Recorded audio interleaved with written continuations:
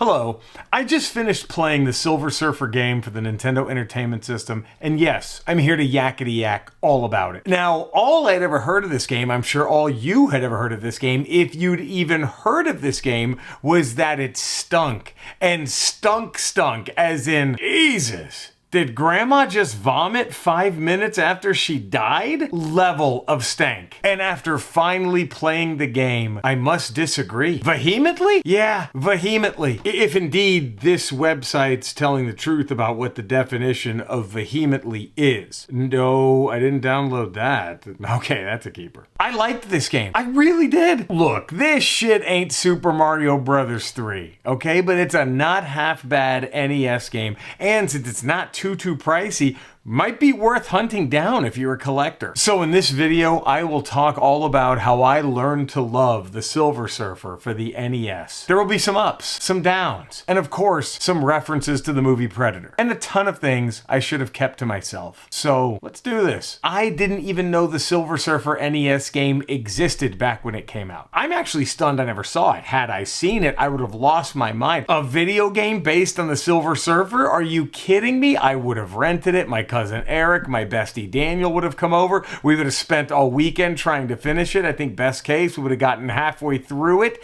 And then after we returned it to Blockbuster, I would have begged my mother to have bought me one so I could have finished the damn thing. It would have been like Predator. I've got a score to settle. And then Eric and my bestie Daniel would have chimed in with, we all got scores to settle. And then my mother most likely would have said, you're out of your fucking mind. I'm not buying you another game. But that's fine. I was used to that. It's like Wayne Gretzky said, you miss out on every game you don't beg your mother to buy you. Another reason I'm stunned I missed out on this game is because when this game came out, I was a fresh 13 years old, and at 13 I was obsessed with video games and comic books. I still bought action figures, but I stopped playing with them. Okay, one time when I was 13, I took all my toys out for one last ride, and the big finish was He-Man drop-kicking Soundwave off the top of the attic. Yeah, maybe I might have cried a little bit during that. I know I'm getting too old for this, but god damn it, it's been an honor serving with all of you. Gaming and comics were at the forefront of my life when I was 13 years old because I was still a good, 17 years away from my first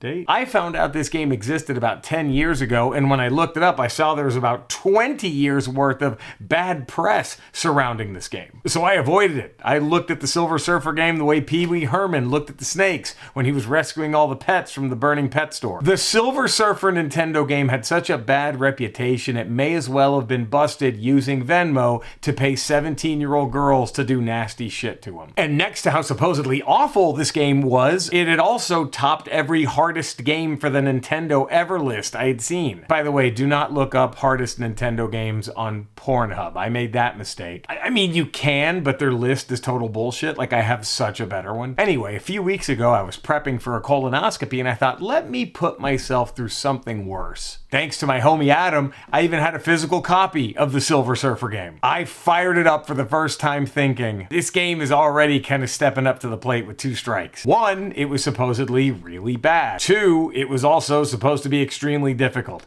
That's not a great combination for games. That's like dating an abusive psycho who was also not housebroken. And the first odd thing about the game happened before I even played it. It was right when I took the cartridge out. The box art for this game is incredible. This is a killer drawing of the Silver Surfer, no doubt getting ready to fly and beat the shit out of some asshole on some moon somewhere. This says, an incredible sci-fi adventure that spans the galaxy. And then you take out the cartridge, and it's not the same. The artwork on the cartridge says, the Silver Surfer guides you on what to do next after a coworker calls you a racial slur. Was it that tough to just make this look like this? The plot of the game is interesting. Galactus, the Surfer's old boss, hits him up for a mission, and the way he hits him up, you can tell that neither the Silver Surfer or Galactus are good at getting over breakups. I will consider this, Galactus, but tell me, does Plumpy still miss Daddy giving her walks on the moons of Zeef?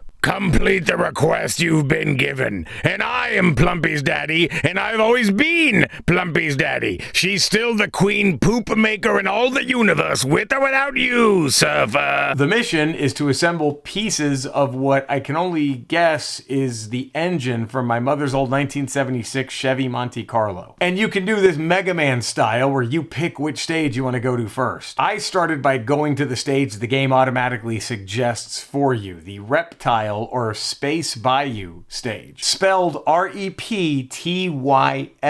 Is that reptile? Reptile? Is it just a stupid way to spell the name? Pre-going on dates me would have known how to pronounce it instantly. Either way, it's a dumb spelling. I mean, that spelling of reptile should just be reserved for those ultra goth people who go through all those tattoos and surgeries to make themselves look like a lizard as much as possible. And so there I am in the Space Bayou stage. Now, there probably is a Space Bayou category in Pornhub, and in that stage, you get to the biggest gripe about the game. And it's not so much how difficult the game was. The game is very, very difficult. You will get frustrated. You will yell bullshit at the TV over and over and over. But a lot of games back then were like that. And also, maybe I'm not a fair person to talk about this because as a lifelong fan of the Dallas Cowboys, I'm used to getting frustrated and disappointed and yelling bullshit at my TV during games. This was nothing. The gripe that I had with it is that it shouldn't have been the Silver Surfer. He gets one hit killed by anything that touches him. Just tough coming to grips with the Silver Surfer, this hero of my youth,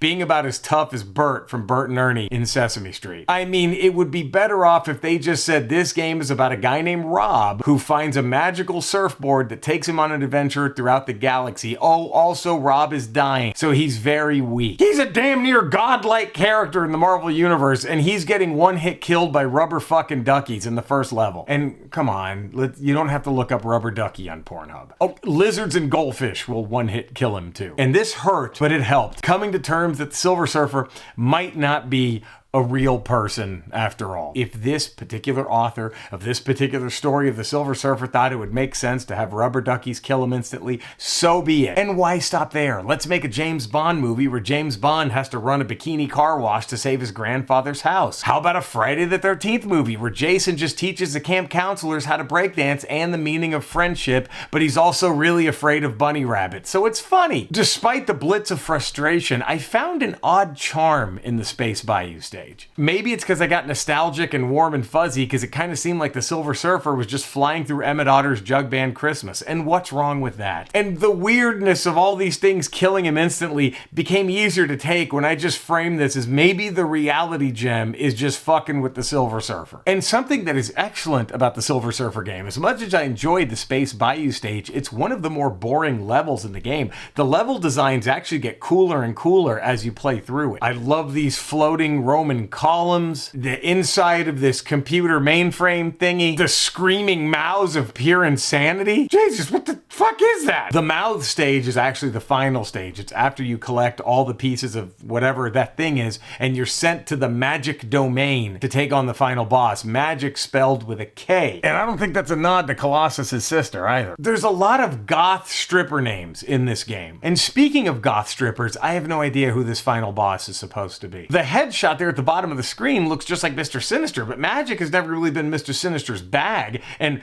why would Galactus or the Silver Surfer give a shit about what Mr. Sinister was up to? Ever. But then we have the evil rubber duckies. Okay. No name is given, but Goth Stripper kind of works for the boss. It's just a massive purple dude with a gun and silver boots. Okay, Glam Stripper Dude. Probably the best name for him. And I really hope the reason he's just wearing boots is because he was about to boink his redneck girlfriend when the Silver Surfer showed up, and he was like, "Oh shit, hold on, Amberlynn, I gotta get my pistol, handle some business right quick. You ain't even gonna cover up your pecker none?" It's odd for sure. You have Silver Surfer doing Galactus's dirty work, and then at the end he tells him to fuck off, and they don't even fight. And I didn't mind any of it. And then we get to one of the coolest things about the game. Holy heck, the soundtrack. The soundtrack to this game is like, what if one of the best metal albums from 1990 could only be heard if you bought and played the Silver Surfer game? Okay, 8-bit Nintendo sounding metal, but still metal. It has no business being this good. Listen to this good shit.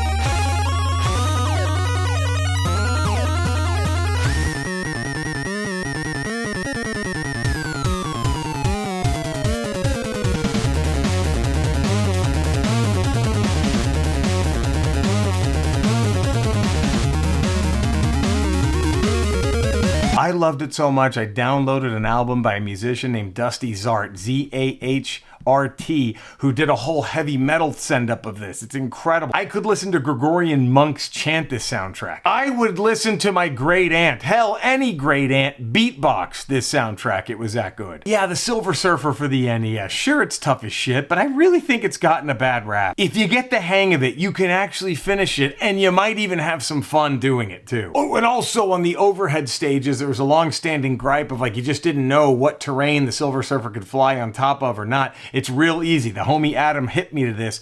Whatever his weapon attacks can't penetrate, neither can he. So just surf around all that and you'll be okay. You can do this. And how can you dislike a game where every time you finish a stage, the Silver Surfer does this come check out my junk pose? Dare I call this a hidden gem? I will, cause it is. The Silver Surfer for the Nintendo Entertainment System. To me, it was like those Kenny Rogers Gambler movies. At first you're watching it going, what is this shit? And then the more you sit there and soak it in, the more you realize that this is a masterpiece. This might be a religion. I'm so moved by these films that I need to get this Kenny Rogers autographed Frisbee that my buddy Jeff sent me, because in 1997, when Jeff and I went to go see Kenny Rogers in Shreveport, Louisiana, he threw these autographed Frisbees out into the audience, and I almost caught one, but I blew it, and I should get this encased in glass probably. And, okay, maybe that's an awful example. Maybe I'm the only one who really gets spoken to by those Kenny Rogers Gambler movies. Don't be afraid. Do some push-ups. Play the Rocky IV soundtrack. Play the Karate Kid soundtrack. Play the Silver Surfer soundtrack. And rock this game. Just don't take any bullshit from rubber duckies. I really hope you enjoyed this video. I hope you chortled. I hope you guffawed. Hope you subscribe. I hope you liked it. And I hope you come back early and often for more. Have a great one. And we'll see you soon. Lady,